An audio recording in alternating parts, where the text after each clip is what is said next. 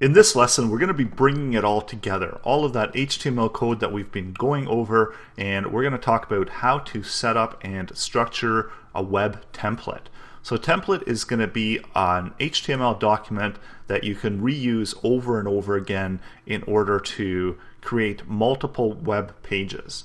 And so this is a default template that I'm going to be using. So up here we've got our document type, we've got our HTML, and we've got our regular header tags. Here we're declaring what type of content to expect, the viewport so that we're mobile optimized, and our initial scale is going to be 1 so that this content is viewable on mobile devices at the same scale as it is within a desktop view. And you'll find that if you do actually remove this, it's going to show up really small on your mobile device. So usually when I'm developing, especially with mobile being so popular these days, I'm always including this viewport. And then we've got our title. So here we can constantly update and change our title as we need when we create new web pages. And that sums it up for the head. And then we've got our body here. So here we've got our body content. And the way that I'm doing it is here I've got a header. So I like to keep my header above my navigation. So when we look at the web page itself, I'm going to have my header up here, and this is going to be sitting above the navigation.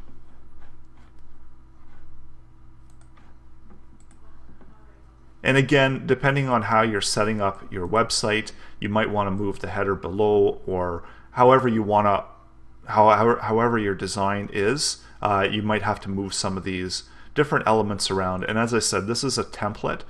So if I'm designing a website, I do want it to look the same across all the different pages. So I want to have the same structure where I have the title, I have some information about my site, and then I have my navigation here, my main navigation, then I have content, and then I have a footer area where I'm going to include some more additional contact information.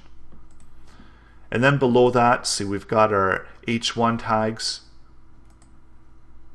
Oh, sorry, so we're going to navigation now. So this is our navigation. So I like to use the unordered list for navigation, and we're going to show you how this works within styling afterwards. So of course, without the styling, we're going to look like this in the navigation, and we're going to be walking you through how to add the styling in the upcoming CSS lessons.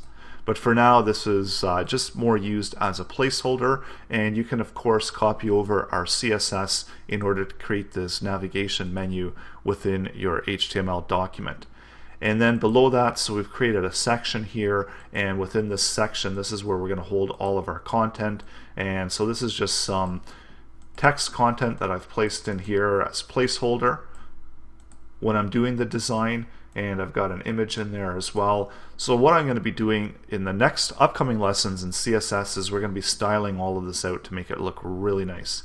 And then lastly, we've got our footer, and then closing off our footer area. So to begin to add in the styling, which is going to be an important part of the web page and the way that it looks. So I don't think I spelled style right there.